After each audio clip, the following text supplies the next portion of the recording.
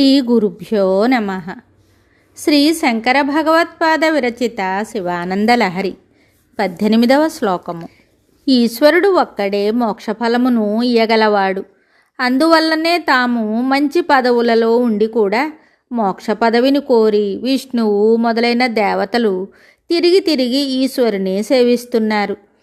అందువల్లనే శంకరులు మోక్షాన్ని ఇచ్చే పరమశివుని నుండియే తన హృదయ గ్రంథి ఛేదనాన్ని కోరుతున్నారు.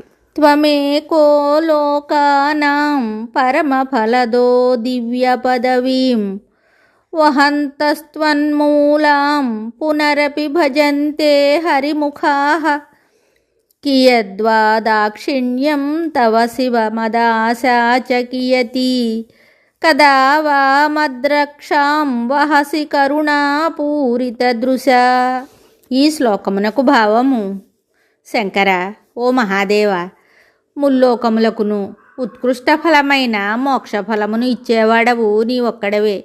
విష్ణువు, బ్రహ్మ, ఇంద్రుడు మొదలైన వారు నీ దయచేతనే విష్ణుత్వము, బ్రహ్మత్వము, ఇంద్రత్వము మొదలైన పదవులను పొందినవారైన విష్ణు బ్రహ్మేంద్రాదులు అంతకంటెను ఉన్నతమైన మోక్షఫలాన్ని పొందడం కోసం మరలా మరలా నిన్ను సేవిస్తూ ఉన్నారు.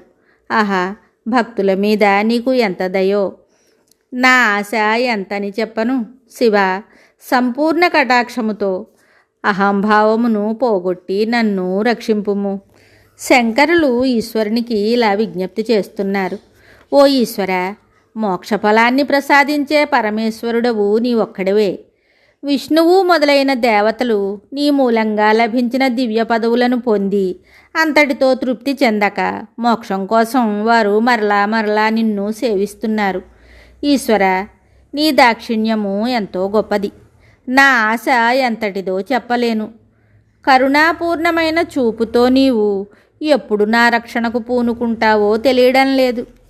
నేను పరమఫలాన్ని అనగా నీ సాయుధ్యమును, సాలోక్యమును, సామీప్యమును, సారూప్యమును కోరుతున్నాను.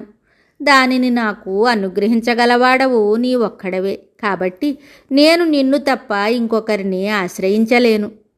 విష్ణువు, బ్రహ్మ, ఇంద్రుడు వంటి దేవతలు విష్ణుత్వ, బ్రహ్మత్వ, ఇంద్రత్వ పదవులు నీ దయ వలనే పొందారు. అయినా వారు మోక్ష సామ్రాజ్యమును పొందాలని నీ అనుగ్రహం కోసం తిరిగి తిరిగి నిన్నే ప్రార్థిస్తున్నారు.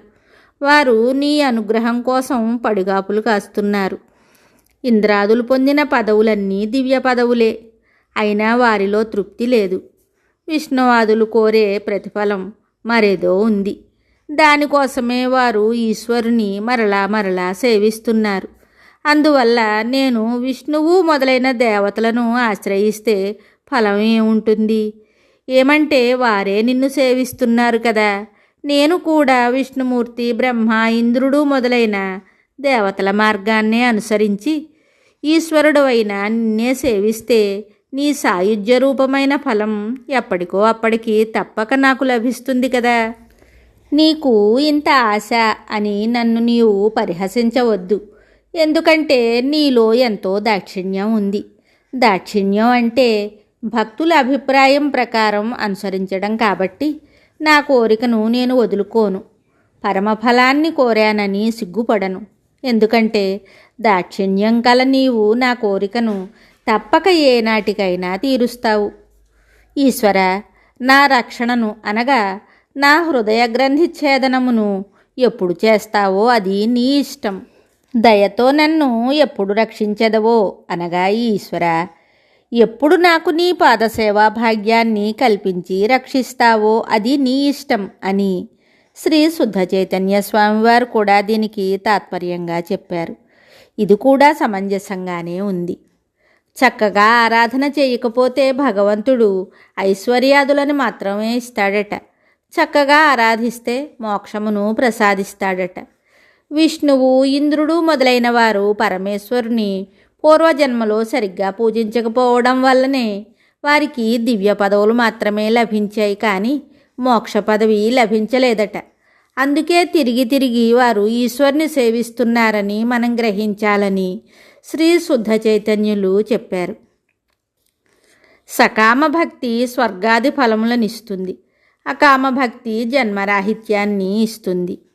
భుక్తిని కానీ ముక్తిని కానీ కోరుకొనకుండా కేవలము భగవత్పాద సేవను మాత్రమే కోరుకోవడం అన్నది మహత్తరమైన విషయమని, అలా కోరుకునే భక్తుడికి భగవంతుడు తనను తానే ఇచ్చుకుంటాడని శ్రీ శుద్ధ చైతన్య స్వామివారు గుర్తు చేశారు. మరి ఒక శ్లోకంతో మళ్ళీ కలుద్దాం. శుభం.